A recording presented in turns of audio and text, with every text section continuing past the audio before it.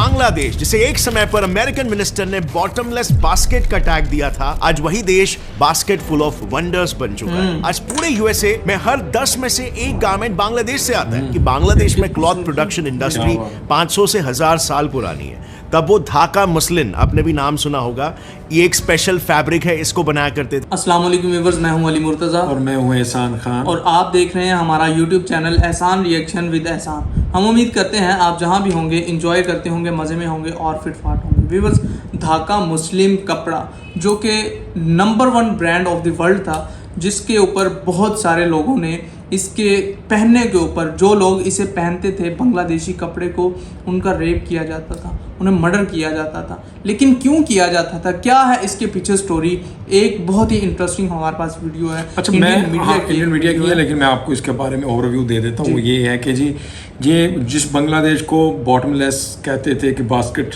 है, और ये तो बास्केट केस है, ये ज़्यादा देर सर्वाइव नहीं कर सकता, यानी वो हेनरी किसिंजर ने कहा था ना, अमेरिकन ने। और फिर उसी अमेरिकन ने क्या किया था, बरतानिया ने क्या किया था कि यहाँ से जो बांग्लादेश की मशीनरी थी टेक्सटाइल की, बंगाल से वो ख़त्म करके इन्होंने लंदन में शिफ्ट कर दी थी ताकि इधर से कपड़ा ना बने।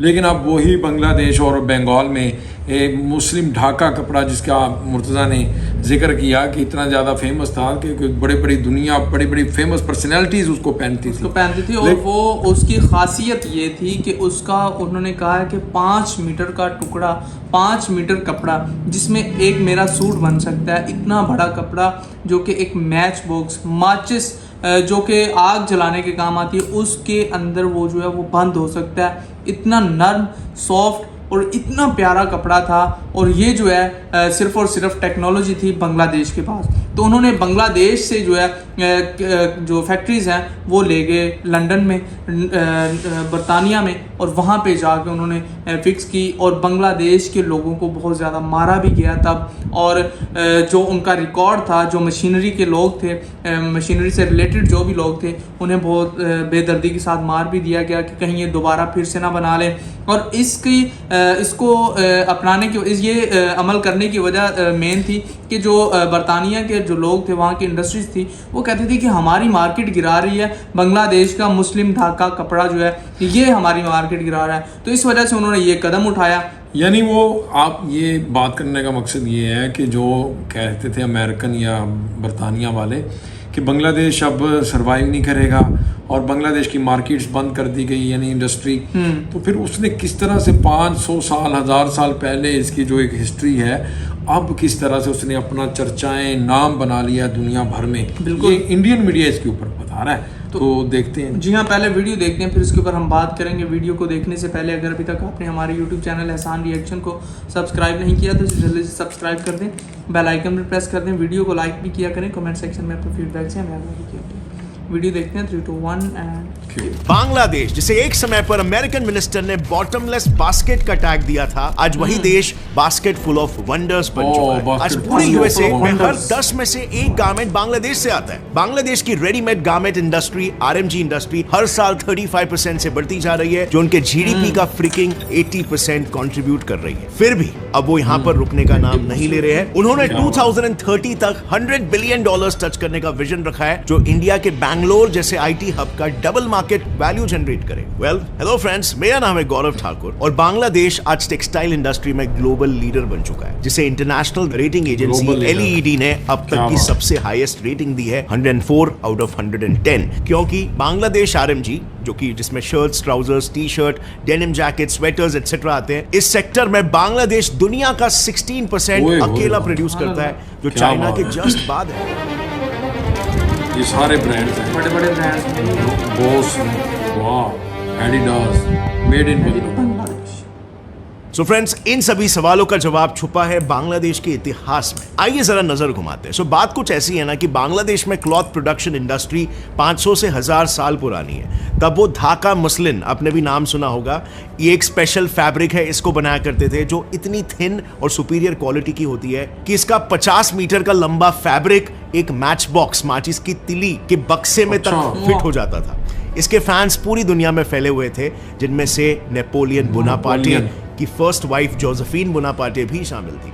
लोगों का इससे एक ऑब्सेशन इतना बढ़ गया था कि कॉलोनियल एरा में लिटरली इस कपड़े को लेकर रायट्स हुए। लंदन व्यूअर्स ने 1719 में ये कहकर प्रोटेस्ट किए कि ढाका मुस्लिम की वजह से उनका लोकल सेल्स गिर चुका है। प्रोटेस्ट इतने वायलेंट हो गए कि वहां बांग्लादेशी कपड़े पहनी औरतों पर हैरेसमेंट्स और एसिड अटैक्स तक होने लगे और इस सब को रोकने के लिए ब्रिटिश गवर्नमेंट ने 1721 में बांग्लादेशी टेक्सटाइल इंपोर्ट पर बैन लगा दिया। बांग्लादेश दुनिया का सबसे ज्यादा कॉम्पिटिटिव फिस्कल और नॉन फिस्कल इंसेंटिव्स देने वाला देश है। इतना कि बांग्लादेश में स्पेशल इकोनॉमिक जोन्स में आरएमजी गारमेंट्स कंपनी खोलना आपको फर्स्ट और सेकंड ईयर में 100% टैक्स कंसेशन देता है। उसके बाद फिर नेक्स्ट 2 सालों में 50% कंसेशन और 5th ईयर तक 25% टैक्स इंसेंटिव्स मिलता है। गवर्नमेंट ने तो टेक्सटाइल इंडस्ट्रीज सेटअप करने में लगने वाले हेवी लोन्स के लिए इजी लोन फैसिलिटीज यानी कि लेटर ऑफ क्रेडिट भी देना शुरू कर दिया है। पहले बांग्लादेश एक लेस डेवलप्ड कंट्री होने की वजह से उसकी वर्ल्ड वाइड क्रेडिट वर्दीनेस काफी कम थी और इस वजह से उन्हें मशीनरी और रॉ मटेरियल्स इंपोर्ट करने के लिए इश्यूज फेस करना पड़ता था। बट एलओसी की मदद से बायर्स अपने बैंक से क्रेडिट लेटर लेकर उसे सप्लायर को दे देते हैं,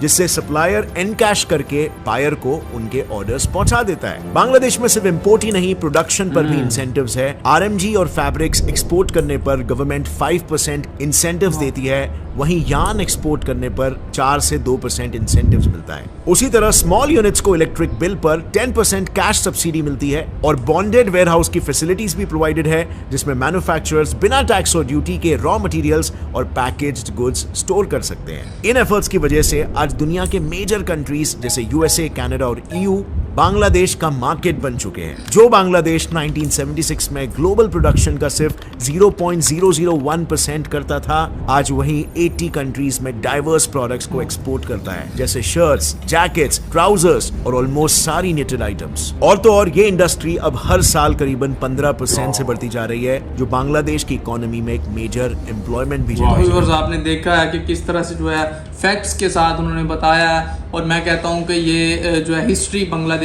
के मुस्लिम ढाका कपड़ा की जो है वो हिस्ट्री जो है बहुत शानदार है, क्योंकि देखें बांग्लादेश के पास स्किल्स तो मौजूद हैं शुरू से ही और बांग्लादेश का कपड़ा जी हाँ और जो ओवरऑल वर्ल्ड है उसका तकरीबन 16% जो है वो कपड़ा जो है बांग्लादेश गारमेंट्स जो है वो प्रोड्यूस कर रहा है पूरी दुनिया का, और चाइना के बाद जो है बांग्लादेश ब्रांड्स देखे हैं उसमें जी दुनिया भर के ज़ारा, लुइस विटॉन, बड़े महंगे ब्रांड्स हैं जो कि वो बांग्लादेश मैं तो हैरान हो गया हूँ कि इतने ज्यादा ब्रांड्स को ये प्रोवाइड करते हैं बांग्लादेश। और ये बांग्लादेशियों की खुशकिस्मती है कि बांग्लादेश के अंदर ये चीज़ें बनती हैं और बांग्लादेशियों को तो ये मैं कहता हूँ कि बहुत सस्ते दामों में मिलती होंगी और बड़े बड़े ब्रांड्स पे ये जब जाती हैं तब इनकी कॉस्ट जो है बहुत हाई हो जाती है और लोग जाते हैं शॉपिंग करने के लिए जो है वो चले गल्फ कंट्रीज़ या यूके बड़ी बड़ी कंट्रीज़ में जाते हैं बड़े बड़े ब्रांड्स से शॉपिंग करने के लिए, लेकिन बांग्लादेशियों को क्या ज़रूरत पड़ी है,